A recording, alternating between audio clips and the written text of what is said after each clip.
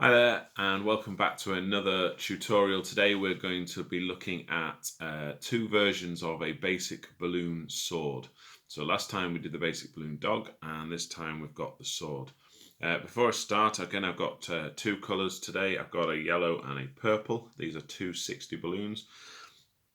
I want to talk about how some people get extra twists and extra length out of their balloons. There are a number of ways. One way is to pre-stretch the balloon, so you give it a nice good stretch prior to, all the way along, and that can give an extra inch or two when inflated. And the other way is once it's inflated is to also give it a good stretch out as well. So I'll show you that now. Now for this first simple version of the sword, we're going to inflate the balloon so there's almost no tail left. We're only going to do one twist in this balloon. So I'm going to inflate it and I'm going to watch and go all the way nearly to the very end, and you can see I've not left very much at all. I could leave a little bit more than that and then use a little squeeze. I'm going to burp my balloon, so give it a bit of a burp and a tie.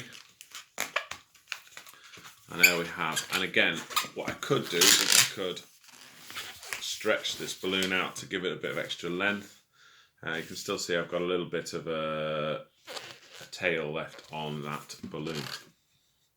So, very basic balloon sword. We are going to simply put a loop twist in to start with, and we're going to leave just enough room here to fit the balloon back through on itself. So I'm going to probably give about that much. I want it to be a fairly snug fit. So that's probably about a hand's width as a loop. I'm going to grab the nozzle and I'm going to twist. So I'm holding the nozzle against the balloon and twisting round like that. And then with the nozzle, I'm going to lock that twist in place by passing it from one side of the loop to the other. Like so. Okay, and then we've got that. Now you can see that we've still got a little bit at the end of the balloon, so I'm going to give the balloon a bit of a squeeze just to push all the air right up to the top. And then I'm going to take the end of the balloon and pass it through the middle of the loop. You can probably see I could probably have made that loop a little bit tighter for the sword, and I'm just going to pull it all the way through to create essentially a handle. And there we have our balloon sword. You can straighten out the balloon as well, but that creates your very basic balloon sword. You can see how quick that is to do. One twist and you're done. Okay, so that's our basic balloon sword. The next basic balloon sword, we're going to need just a little bit more tail because we're going to be putting about 5 or 6 twists in this one, depending on your preference. So I'm just going to inflate it, probably so there's, 1 or 2 fingers worth of balloon left at the end. I'm going to burp the balloon,